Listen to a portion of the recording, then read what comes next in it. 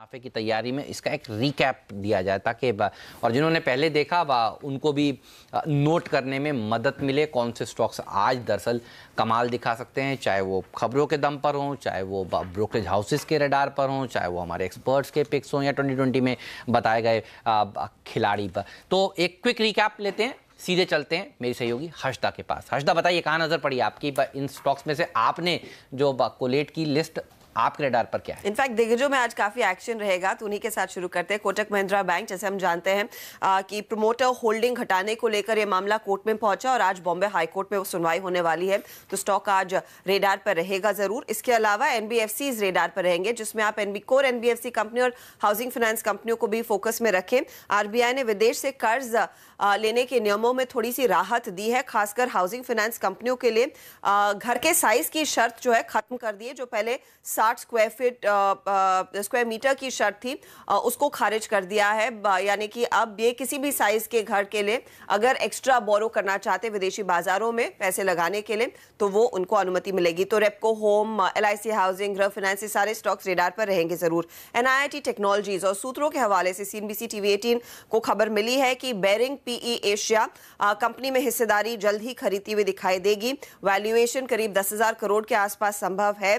Promoters की हिस्सेदारी पहले खरीदेंगे, करीब जो 30.58% के आसपास है, और यहां पर एक ओपन ऑफर भी आ सकता है। इनफैक्ट कुछ अखबारों में भी ये रिपोर्ट छपी है और वहां पर यह भी मेंशन किया गया है कि आगे चलकर शायद बेरिंग, एनआईटी टेक्नोलॉजीज और साथ ही साथ हेक्सावेयर को भी मर्ज करता हुआ दिखाई दे, तो वो स्टॉक्स फोकस में रहेंगे जरूर। एचयूएल नंबर्स के लिहाज से फोकस में रहेगा ही शेयर। वॉल्यूम ग्रोथ 6 से 8% के आसपास रहने की उम्मीद, मुनाफे में 9.5 से 10% की ग्रोथ की उम्मीद है। साथ ही दिल्ली हाईकोर्ट ने जो एंटी प्रॉफिटियरिंग वाला मामला था वहां पर भी राहत दे दी है। इन पर एक 462 करोड़ का जुर्माना लगना था, उसको स्क्रैप कर दिया है। रिलायंस इंडस्ट्रीज दिग्गज कंपनी, इस बारी रिफाइनिंग बिजनेस से थोड़ा बहुत सॉफ्ट आंकड़ा देखने को मिल सकता है। जीआरएम्स में गिरावट दर्ज हो सकती है।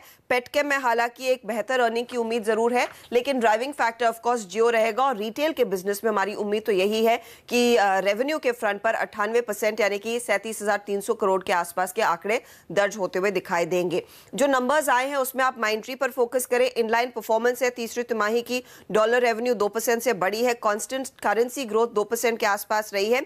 गाइडेंस थोड़ा बेहतर है Q4 के लिहाज से, Q3 से बेहतर आंकड़े दर्ज होंगे, ये कंपनी जरूर मेंशन कर रही है। मोतीलाल ओसवाल के भी नंबर्स आए और यहां पर तिमाही दर तिमाही बहुत ही खराब प्रदर्शन है, तो स्टॉक पिट सकता है आज। रेवेन्यूज में 20% तक की गिरावट देखने को मिली है और ओवरऑल स्ट्रेस देखने को मिल रहा है। एएमसी बिजनेस अकेला बिजनेस है जहां पर थोड़ी सी स्थिति बेहतर है, वरना ब्रोकिंग, हाउसिंग फाइनेंस, इन सब पैरामीटर्स पर इस बारी कंपनी ने मार खाई है, यहां पर दबाव देखने को मिल रहा है। साथ ही आप जेट को भी रेडार पर रखें। जेट सबसे एक्टिव काउंटर रहा है, वो डील की पूरी उम्मीद में यहां पर ढेर सारी डेवलपमेंट्स आती दिखाई दे रही हैं।